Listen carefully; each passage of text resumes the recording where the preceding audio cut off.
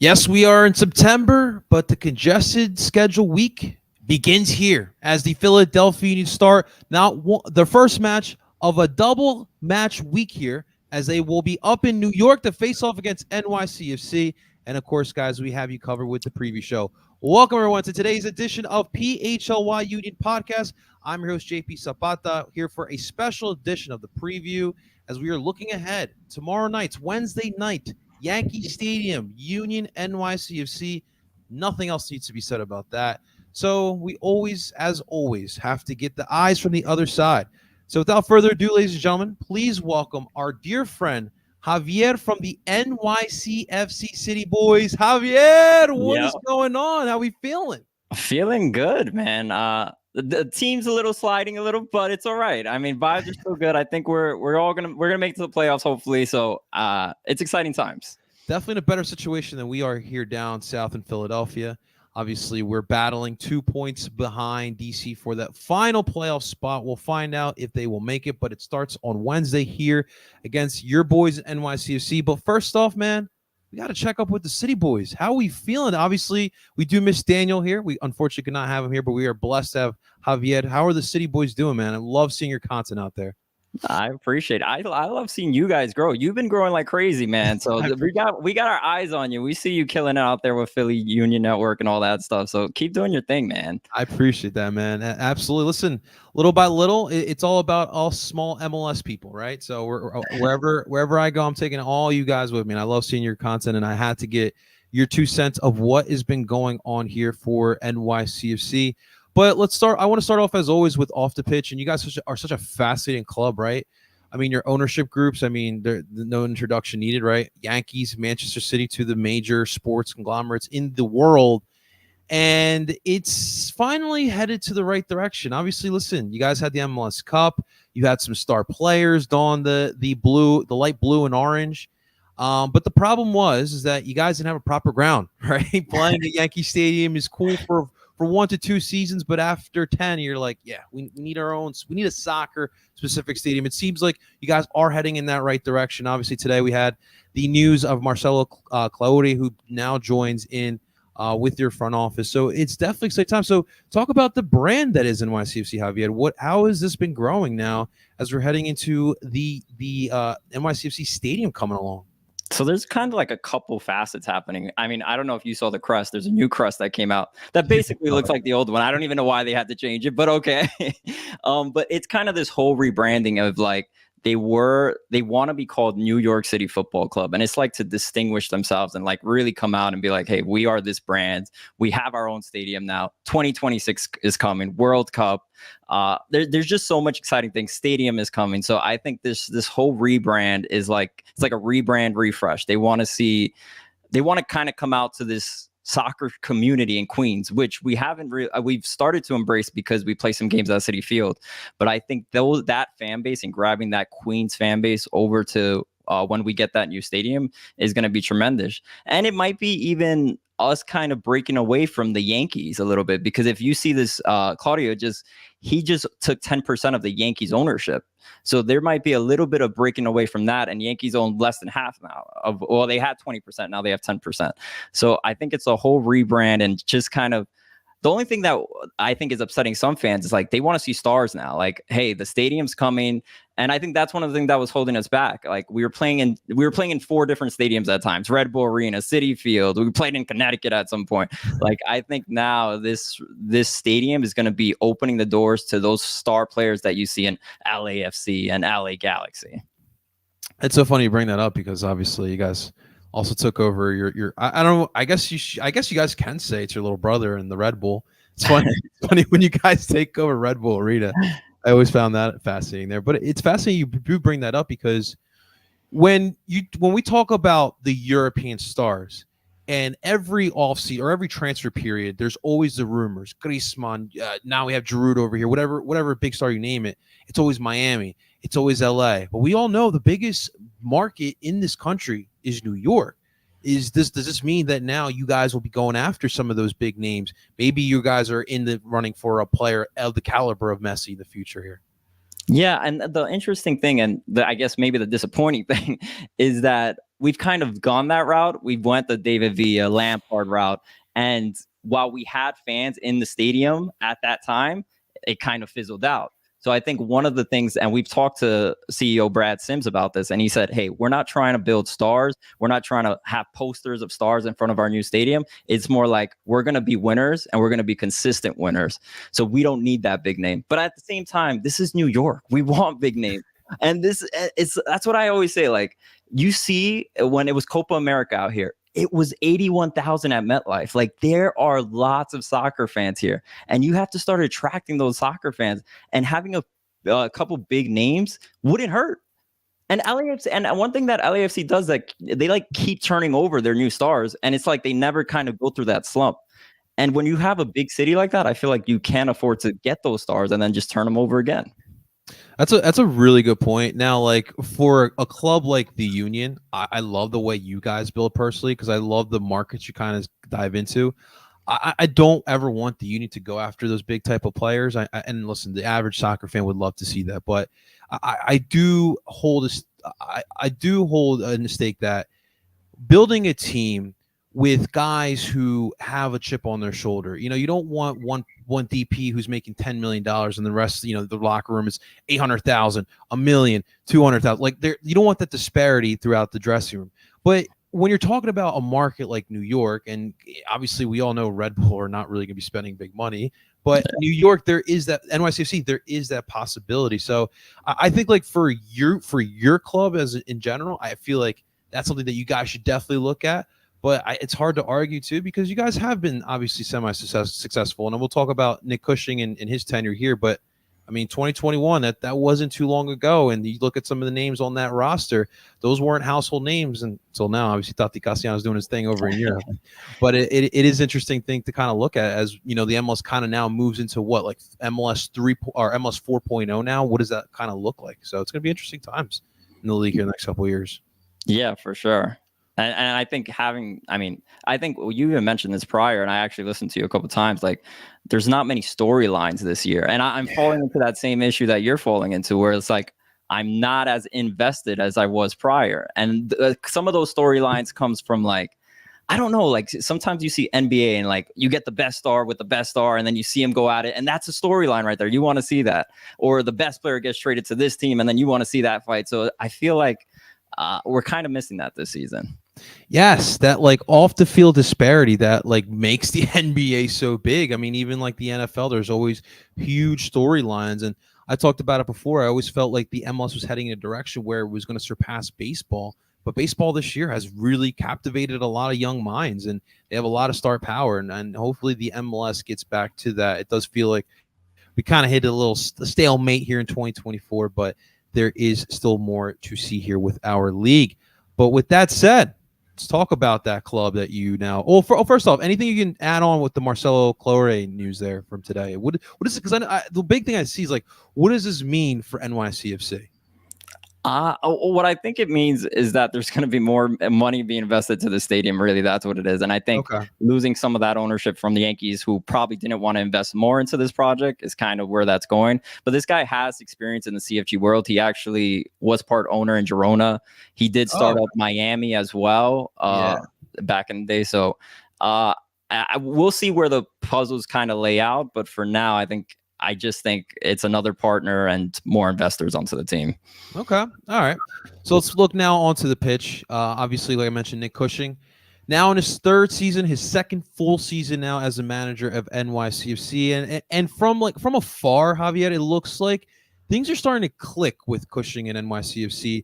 As I last checked, you guys are tied for fifth here with 40 points with Orlando City in the Eastern Conference standings now. How is Nick Cushing in year 3 looking like here? Is it starting to click? Am I looking at this correctly? If you ask one side of the fan base, it's clicking. If you ask the other, he should be out. It really depends on who you want to ask, but it's a tough one because we have one of the youngest teams.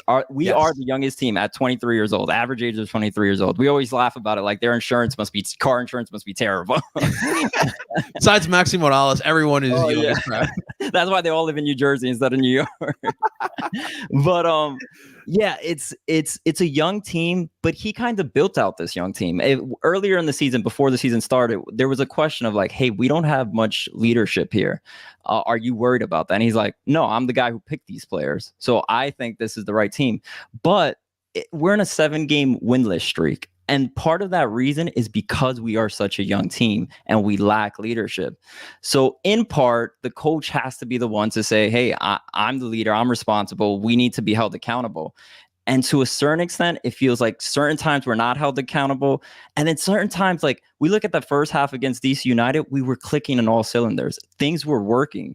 And then we go into the second half and things fall apart. And that's what happens with this young team. And so it's like, there's so many mixed feelings about Nick Cushing because we didn't make the playoffs last year, which was I think the first time in like 7 years or 5 years, 6 years around there. So it's a mixed bag of emotions with Nick Cushing. Sometimes I feel like this team is starting to gel, and for the team that we first had in the beginning of the season, we're actually doing much better than expected. But I think the anticipation now is like we should be better than what we're doing now because it's already been a full season. It shouldn't be about clicking anymore. It should be these guys are gelling and it's working now. That's interesting. Like, and it sounds like with Nick Cushing, because like the one thing I always heard about Nick Cushing, especially when he took on this job here as the lead manager for NYCFC, is that his tactics. I mean, he was a tactic man. And that's great. Like, obviously, if you could put together great tactics, that'll get you so far. But if you want to take that next step, you got to be a full leader. And obviously, like, it's funny because it feels like with Jim, like he's got a great staff, and that's what really helps with the tactics. But I mean, like, I mean, Javier, we know what formation we're gonna line up tomorrow, right? Yeah, that diamond's coming. Exactly. Like everyone knows that freaking diamond is coming. So like the tactics are what they are. But what makes Jim so special is that he gets it. He was a former player. He's a fantastic leader, and that's why he's had such longevity here with the Union. And this group of players have responded to him. Now this year, it's been we can do a whole other show, Javier, if you want to know what's been going on with the Union this year.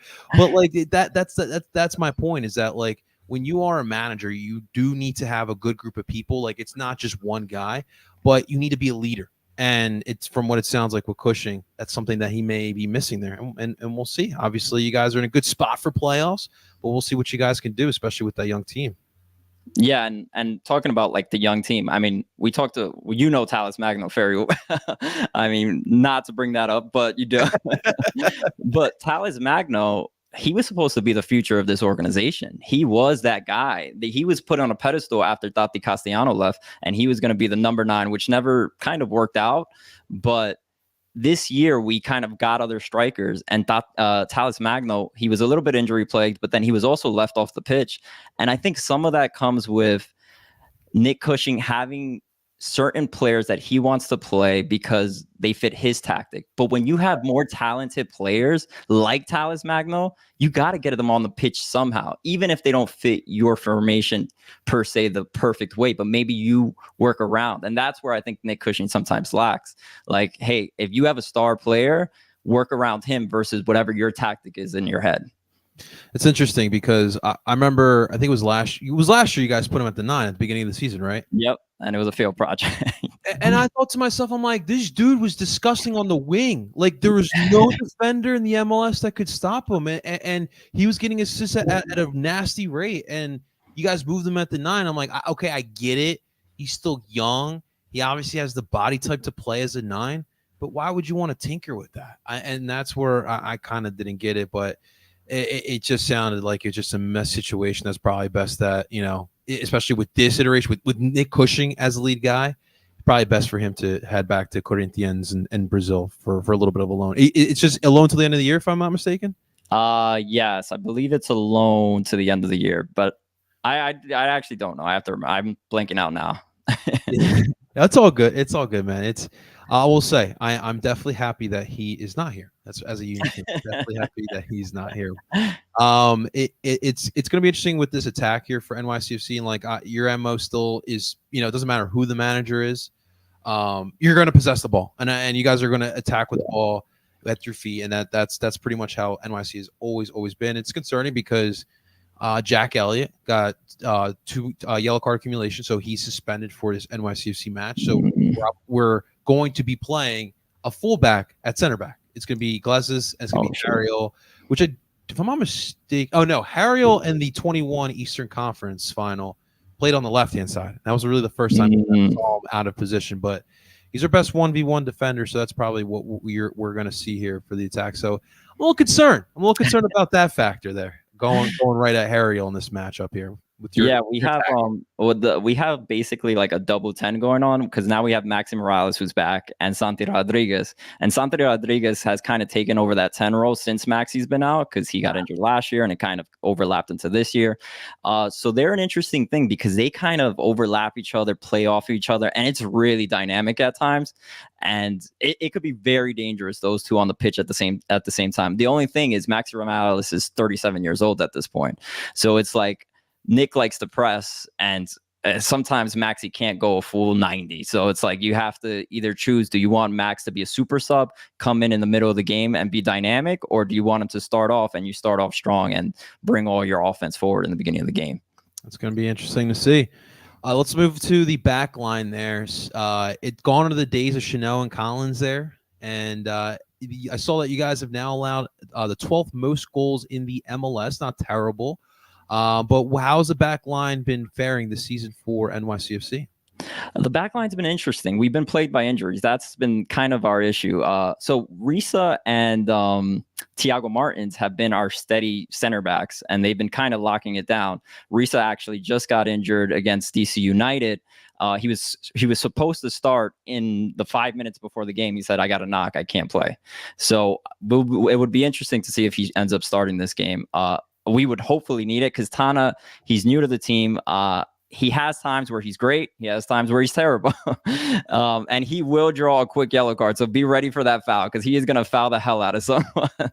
And then at left back, we have it's been interesting. We have a young kid in Christian McFarland. He's actually getting interest by the City Group, like overseas, very young, and sometimes he's very dynamic offensively, but sometimes he could be a liability defensively. So him and Kevin Toole will go back and back, but I can see McFarland starting because Kevin O'Toole started on Saturday with the short turnaround week. I see that happening. And then Tavon Gray on the right hand side, dynamic. He's actually leading our team with assists, which that was kind of his downfall. He was always horribly offensively, but a great defender, and he's kind of flipped the switch on that, which is crazy to see. Yeah, that's definitely something you want to see there. That's interesting. All right, I'll keep an eye out for that. But I mean, obviously, look, the big part of your defense is the one player I really missed, so we could really use right now here in Philly.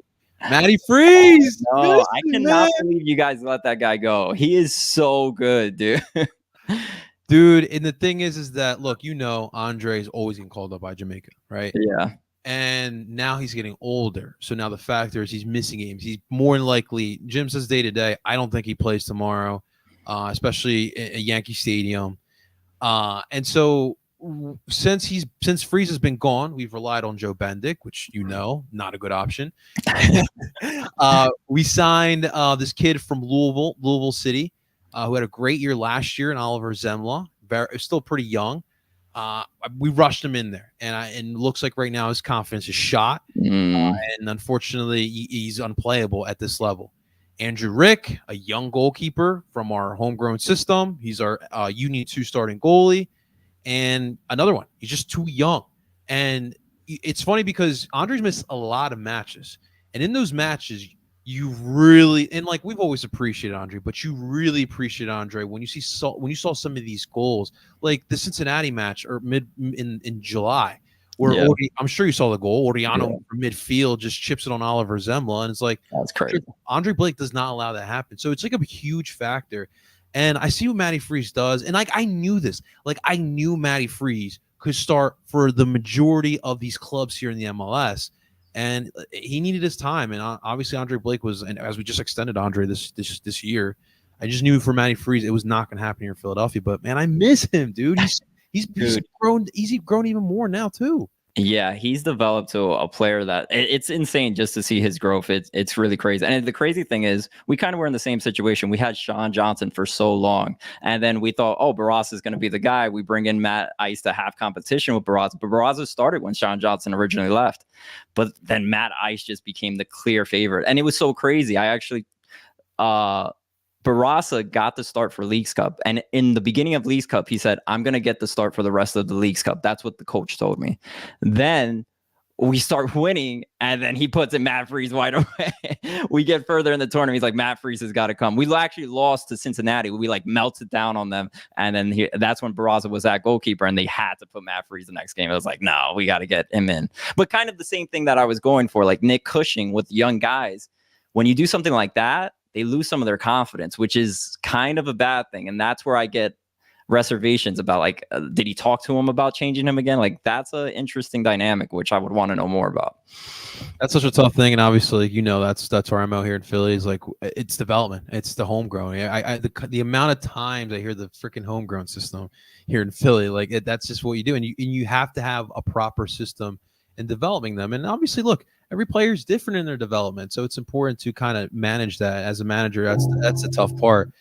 Before we get into some fun predictions here, is there any injuries of note or any suspensions that we should know about for tomorrow's match?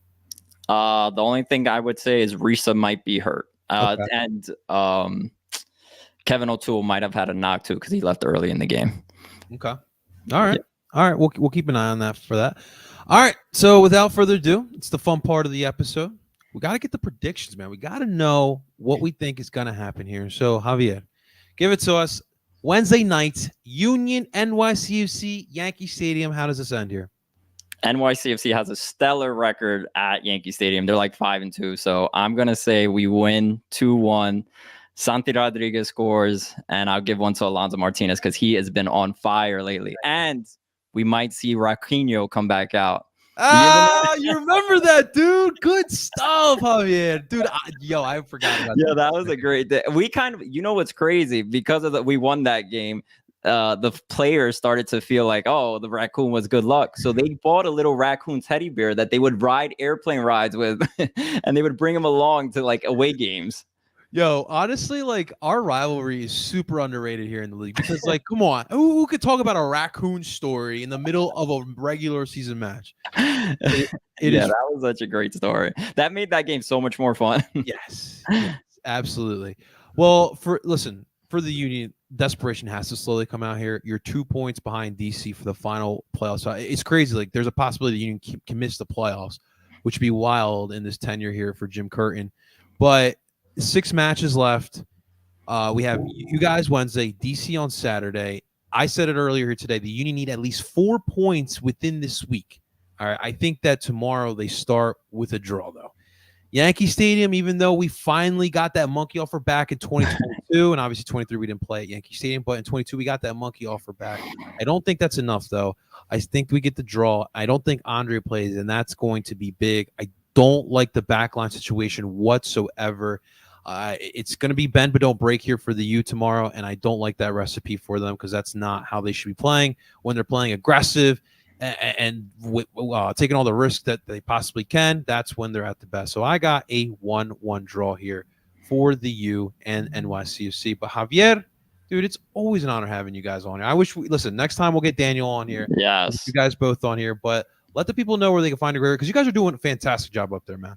I appreciate that. Find us on Twitter, NYCFC City Boys, TikTok, Instagram, all that good stuff. We're on it. But yeah, you can catch us there. YouTube is on our main show. You could watch the whole podcast. But if you want to listen to 5 minutes of it, that's fine. Don't worry. You're not missing much. It is extremely entertaining. And listen, you guys are brothers. I mean, what's better than that? Brotherly love, going back and forth at it. I absolutely love that. So make sure you guys are showing love and following NYCFC City Boys. But that's going to do it for this edition of PHLY Union Podcast. Thank you so much for checking out this preview show. Make sure you guys hit that like button and subscribe for all the great shows that we have here at PHLY Sports. Until next time, that is Javier from NYCFC City Boys, and I am JP. Until next time, do bon. We